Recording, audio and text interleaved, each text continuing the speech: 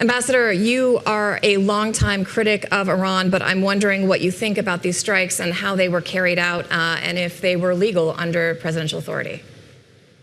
Well, I think the objectives of the strikes are clearly correct and proper.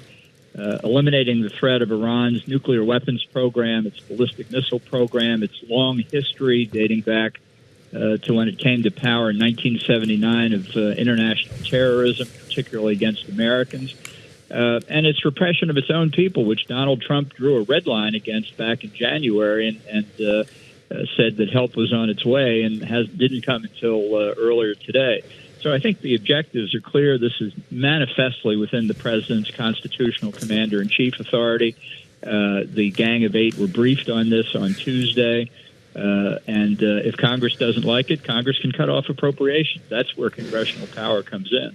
Ambassador Bolton, if you were to take that book off the shelf, John Bolton's plan for regime change in Iran, how closely would it hew to what we've seen take place here today? I'm curious just what you make of the means by which the president decided to do this, the element of surprise, so much as there was one here, and the cooperation with Israel on these attacks.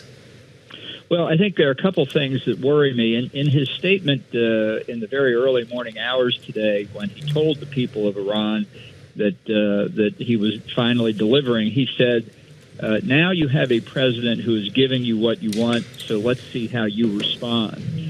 That doesn't sound like cooperation with the opposition Iran. It sounds like a challenge, and I'm worried that this campaign in the air, however important it may be for other reasons, has not been made clear to the people of Iran how they can use the time to seek defections from within the regime to try and pull it apart at the top. And I think it's something that when autocratic regimes begin to fall, people look around to say, I want to be on the winning side of this. And if they think the regime is in danger, they could well defect to the opposition.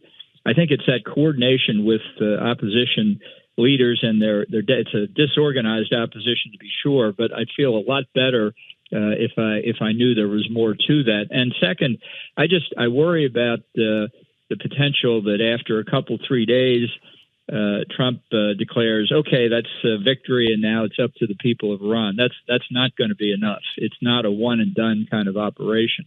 These attacks, I think, as they destroy the instruments of Iranian state power, can be very effective, but it remains to be seen if Trump will carry through. That's what we were just talking about. You break it, you bought it. If the U.S. does, in fact, destroy this regime, what should the U.S. set up in order to facilitate some sort of democratic transition in that country? Is that even possible, given the decades-long repression of civil society? Who leads Iran if the Ayatollah does not?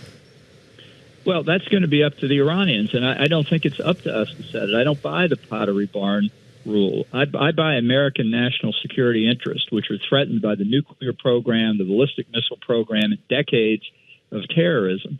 I think we should certainly help the Iranians in many different ways, but ultimately it's up to them. I think the most likely near-term outcome of the fall of the Ayatollahs and the Revolutionary Guard will be a military government, a secular military government, not the Revolutionary Guard, but the conventional military, that will hopefully then allow the Iranian people to have some kind of constitutional process to decide on what they want their new government to look like.